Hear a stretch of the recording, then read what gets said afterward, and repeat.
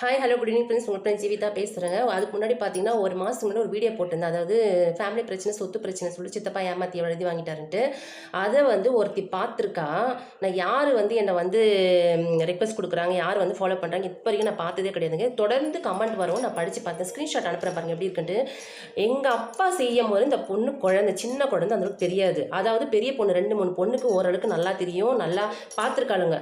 அவளுங்க கூட எதுவும் பேசினதில்லை. இந்த பொண்ணு இப்போ வளர்ந்து ஆளாகி ஏதோ கல்யாணம் பண்ணி புள்ள பெற்றிருக்காப்ப இருக்கு. இவளுக்கு என்ன மயிருங்க தெரியும்? என்ன கேட்குற நீ யாரடி தேவடியா? உங்க அம்மா ஒழுக்க முடியா?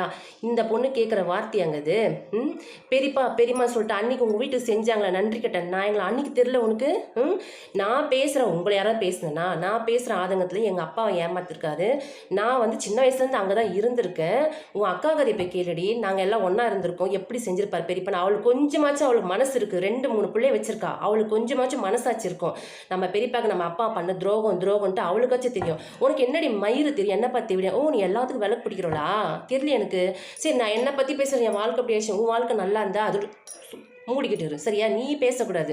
என்னோட ஐடியா பார்த்தியா? மூடிக்கிட்டு இருக்கு. நீ எதுக்கு எனக்கு மெசேஜ் பண்ணுற? நான் உங்களை என்ன கேட்குறேன்னா போகிறேன்னா? என்னோட ஆதங்கம் எங்களுக்கு நாங்கள் கேட்குறோம். உனக்கு எந்த குத்துது குடையுது? போய் உங்கள் புருஷனை போய் கேள. என்னங்க உங்கள் கூட அண்ணனும் தம்பியை பிறந்த உங்கள் சொத்தை எழுதி வாங்கிக்கணும் கேள. அழிஞ்சு போயிடுங்கடி. நீங்கள் இப்படி ஏமாற்றி அழிஞ்சு போயிடுங்க. நான் இப்போ வரைக்கும் உங்களை யாரையும் பசங்களை கேட்கவே இல்லை.